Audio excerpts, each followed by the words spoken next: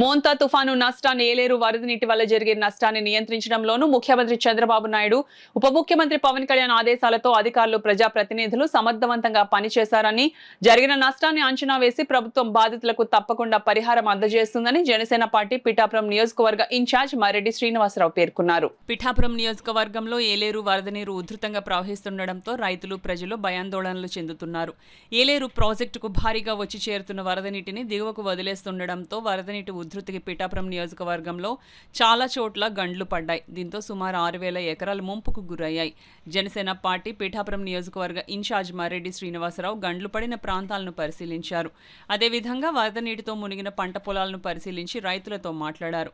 ఈ సందర్భంగా మారెడ్డి శ్రీనివాసరావు మీడియాతో మాట్లాడారు. ఈ కార్యక్రమంలో Eleru project distribution committee vice chairman Oota Adivishnu, Godavari delta chairman Muralasetti, Sunil Kumar, Palnati Madhubabu, Bojja Lovaraju, Bassa Chittibabu, Annandevara Pattabhi, Mogili Raja, Gollapalli Pedababi, Keerthi Harnath Babu, Lakshminarayana, Penki Jagadish, tiles Babi, Venna Chandrarao తదితరులు పాల్గొన్నారు. జిల్లా కలెక్టర్ గారి నేతృత్వంలో అడ్మినిస్ట్రేషన్ చాలా బాగా పనిచేసింది. దాని మూలంగా రాష్ట్ర వ్యాప్తంగా కూడా నష్టాలను నివారించగలరు. కాకపోతే ఈ వరిచేలు పడిపోవడం కానీ లేకపోతే ఇటువంటి గళ్ళు పడిన కానీ ఏదో ఉంది. తర్వాత ముఖ్యంగా ఏలేరు అంటే యాక్చువల్గా మనం ఎక్స్పెక్ట్ చేసిన లెవెల్స్ కంటే కూడా ఒక రకంగా వరద ఉధృతి తక్కువగానే ఉంది. కాకపోతే యంత్రాంగం ముందు నుంచి కూడా చాలా జాగ్రత్తతో వ్యవహరించారు.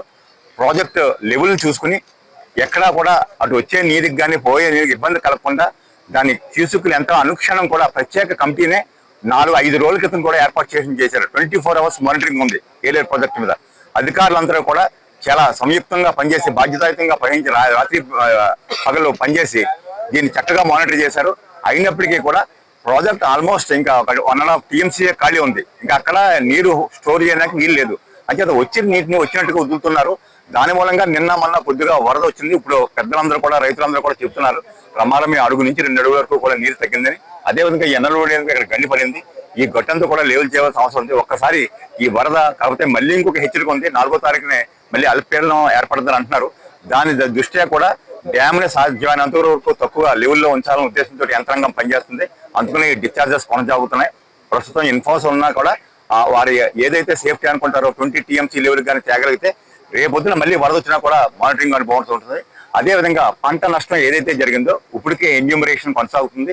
దాదాపు పిఠాపురం నియోజకవర్గంలో 4,500 నుంచి 5,000 ఎకరాల వరకు కూడా దీన్ని నోట్ చేయడం జరిగింది. ఏదైతే పంటలు మునిగిపోవడం కానీ ఏదైతే పడిపోవడం జరిగిందో రమారమి 4,000 ఎకరాల పైబడి ఆల్రెడీ నమోదు జరిగింది. ఇంకా కార్యక్రమం కొనసాగుతుంది. అదేవిధంగా ప్రతి పంటకు సంబంధించి కానీ లేకపోతే ఉద్యానవన కోటం కూడా అట్లు కూడా ఎన్యూమరేషన్ జరుగుతుంది. పవన్ కళ్యాణ్ గారు స్పష్టమైన ఇన్స్ట్రక్షన్స్ ఇచ్చారు. ఏ ఒక్క రైతుకు కూడా వదలడానికి వీల్లేదు. జరిగిన ప్రతి నష్టాన్ని కూడా బయటికి మనం ఈ కష్టకాలంలో అండగా నిలబడాలని చెప్పి మన ఉప ముఖ్యమంత్రి పవన్ కళ్యాణ్ గారు చాలా క్లియర్ ఇన్స్ట్రక్షన్స్ ఇచ్చారు. ఆ ప్రకారం అడ్మినిస్ట్రేషన్ చేస్తుంది. రైతులు ఎవరో కూడా ఆందోళన చెందాల్సిన పర్లేదు.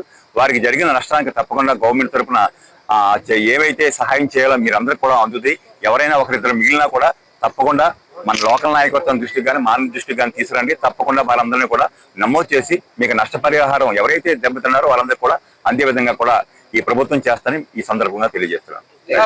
ప్రాపర్టీ పోల్చుకోవడం కాదు. అప్పుడు టెంపరీగా ఇమీడియట్ గా ఆవేళ పూడిస్తేనే కానీ అసలు రైతు చేలో నీరు పోర్చిన పరిస్థితి. ఆవేళ నీరు కూడా వెళ్ళాల పరిస్థితిలో దాన్ని పోర్చడం జరిగింది. ఏదైనా ఉన్నా కూడా వాటిని అన్నిటి కూడా మీరు సరి చేస్తా ఉండాలి.